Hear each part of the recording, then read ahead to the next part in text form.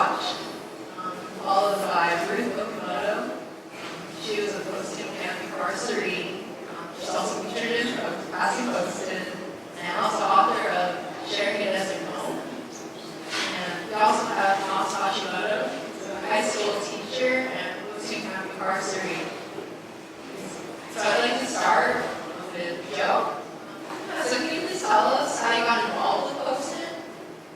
Right. So that's not a very short story. In fact, it came in a very roundabout way.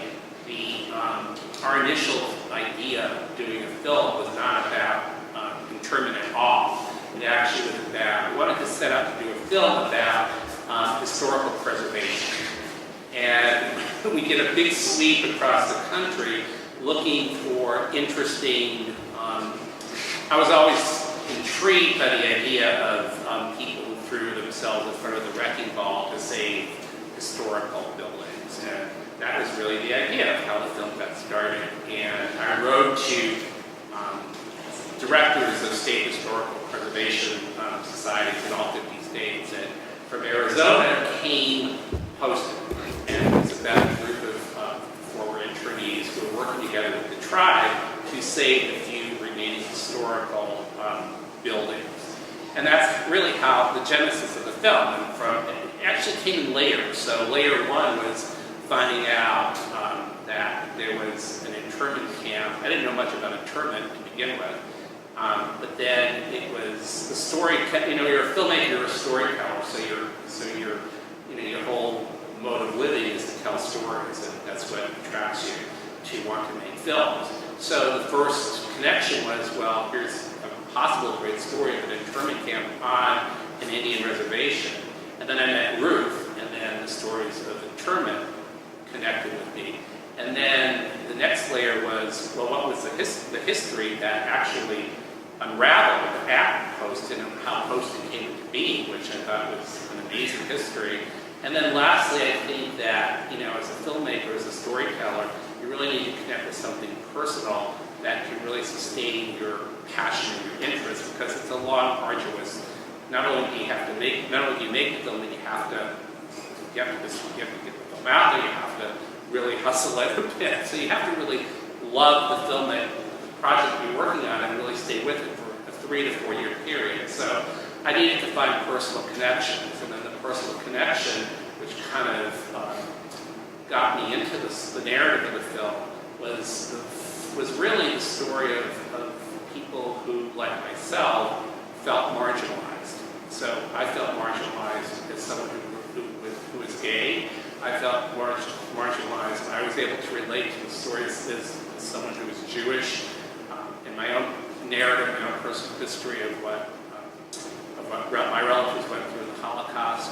And lastly, the third personal narrative that connected me with the story was I was adopted. So I was able to connect from many different levels in terms of what got me into the story and wanting to tell the story. Did that answer? It's never an easy answer.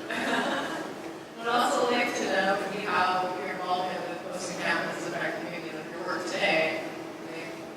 I know you mentioned that you're working on a new film. Would you like to describe that?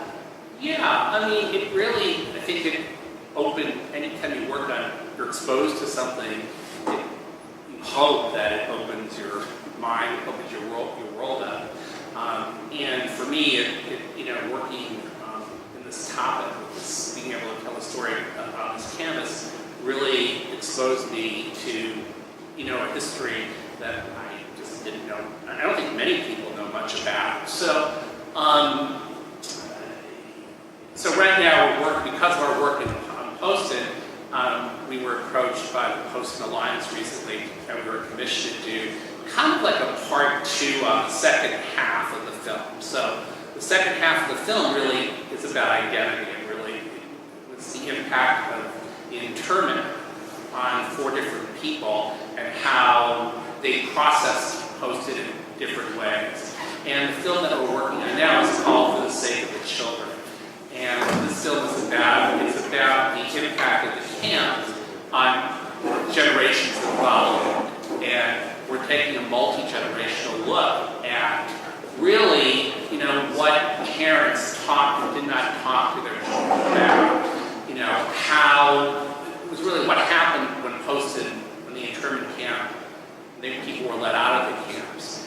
And for many, you know, it really was sort of a roundelay of kind of like how identity was shaped and passed on from one generation to the next. Parents did, or in most cases didn't, talk to their children about it. How did that affect the next generation and the generation after that? So we're talking to people from all of the different generations about their experiences and to tell their own personal family narratives. So if you want to participate, and if you know people who might want to participate, speak to me afterwards, please. Okay, That's my little